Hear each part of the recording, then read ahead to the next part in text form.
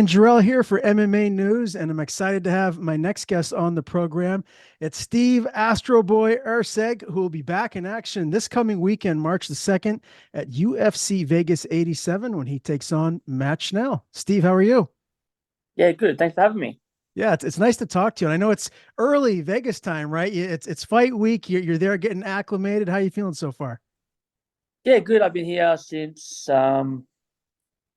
Thursday or Wednesday, I think. So yeah, I feel acclimated and been training hard and I feel good.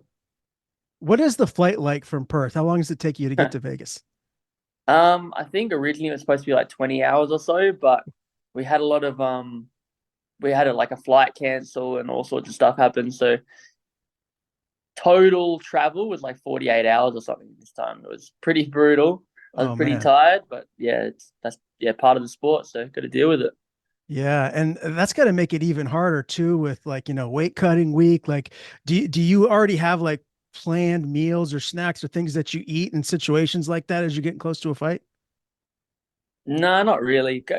I make sure I get out. Yeah, as I said, I get there.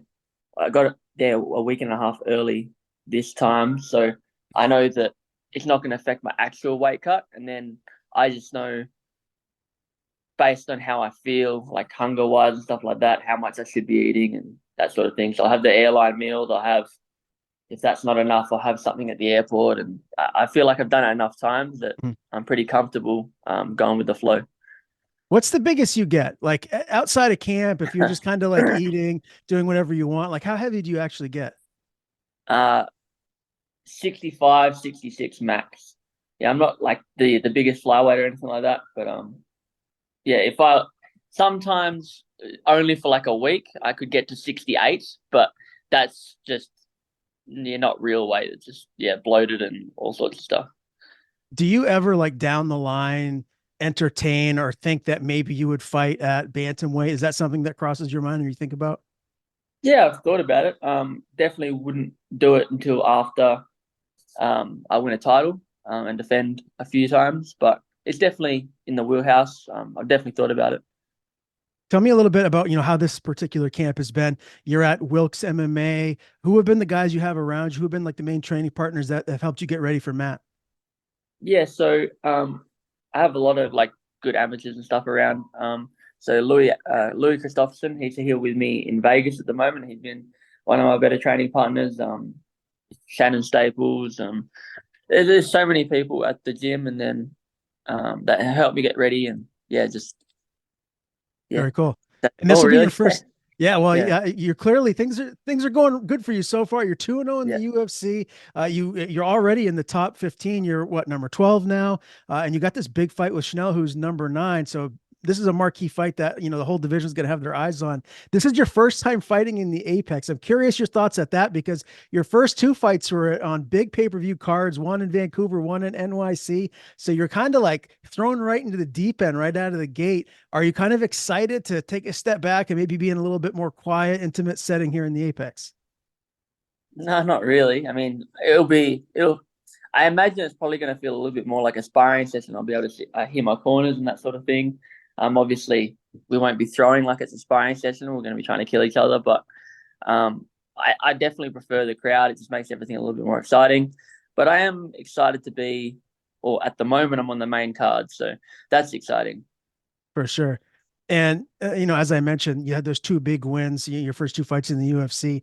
Assess those performances for me, if you don't mind. I know the first one was short notice. You went in there, tough opponent in Dvorak, and then you go and you beat Costa after that. Like, how pleased were you with just with what you did in there? Do you feel like we got to see, every angle of your game? The first fight I was happier with because probably it was late notice and um, I didn't know what the UFC level would be like, so I was happy with that fight.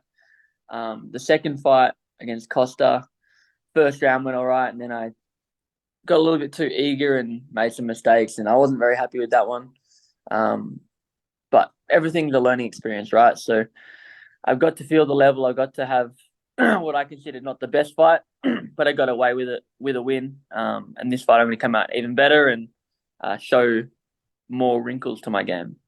Can't wait to see it. Did you like fighting in NYC or Vancouver more? Did you have a preference? Um, I think I prefer to fight at New York just because, like, it's Madison Square Garden, Yeah, it's like the history there and all that sort of stuff. But the actual fighting experience was very similar. Um, but yeah, just New York because of what it is. of course. The fans in Canada though, they get a little crazy. Did you experience that? Nah, so because I was earlier in the card, I think I was the second early prelim or something. The crowd hadn't filled up yet, but it was still like, considering the amount of people there, it was still pretty loud. So I can only imagine what it would have been like if yeah, if it was full. Right, right. I know you want to fight in Australia. Do you think that's going to happen? I'm not even sure what the UFC schedule is, if they're going back to Australia later this year or not, but do you feel like that could potentially happen later in 2024?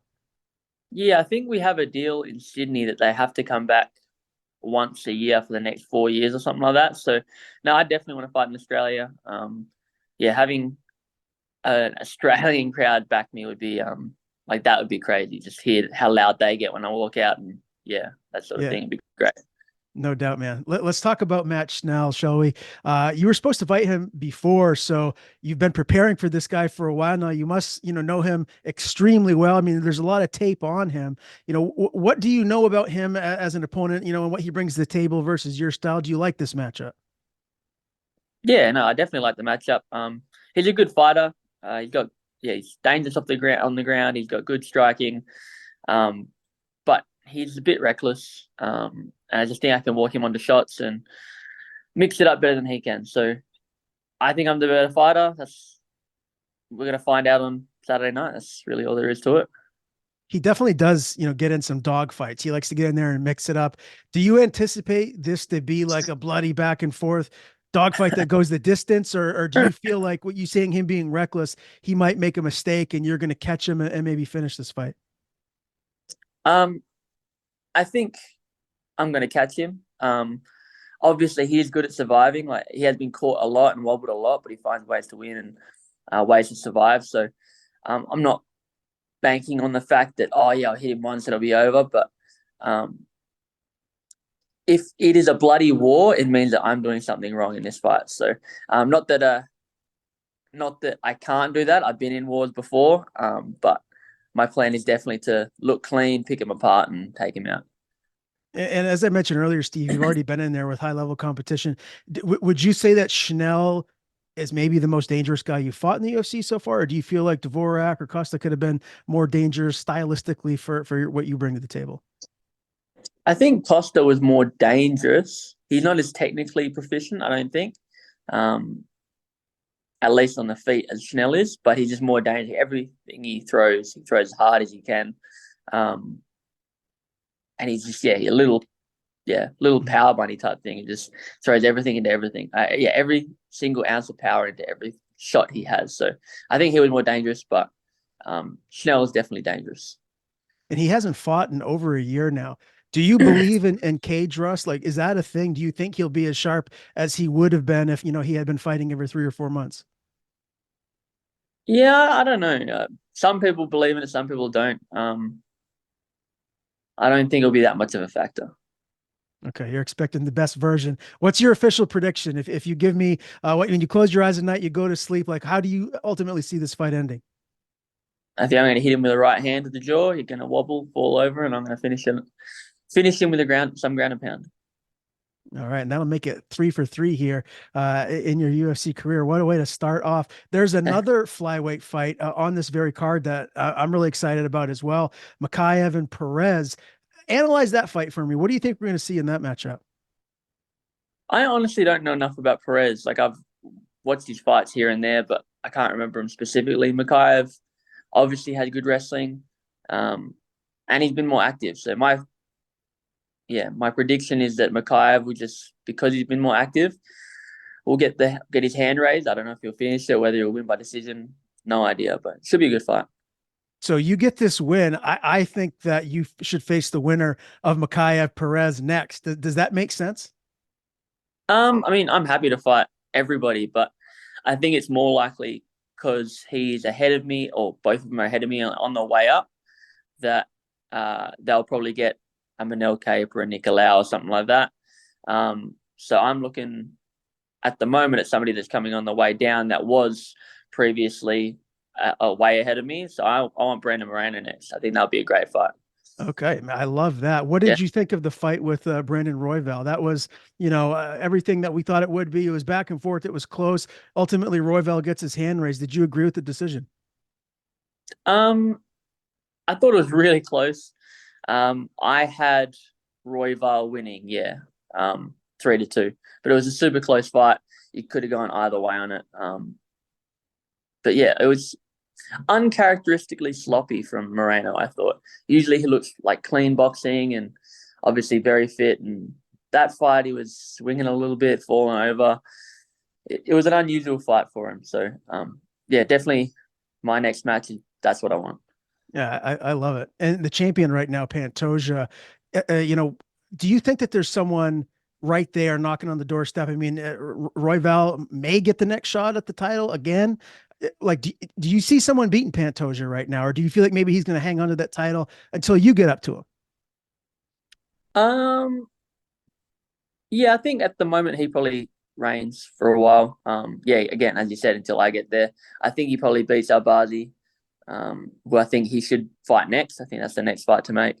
Um, but yeah, a lot of the top guys, there's ways for everybody to win. I think. I mean, okay, Albazi, there's ways to victory. I just think Pantoja is a little bit too good. Okay. Well, we can't wait to see you back in there, Steve. Last thing for me before we get out of here, 2024 goals. Like, how many times would you like to fight? What is it that you want to accomplish here in this new calendar year? Yeah, I'd like to fight twice more this year. So, fight Schnell, hopefully fight Brandon Moreno, fight one more time, maybe November, December, and then set myself up for the title next year, early next year. That'd be the ideal situation. All right. Well, it all starts with UFC Vegas 87 this Saturday, March the 2nd. Steve Erceg back in action against Matt Schnell. Pleasure interviewing you for the first time, my man. Great time. Before we do sign off, I want to give you the floor. If there's anything you want to plug, anyone you want to thank, the floor is yours. Yeah, just want to thank my team. Like putting in the work, helped me out. I wouldn't be here without them. So yeah, ready to go for Saturday night.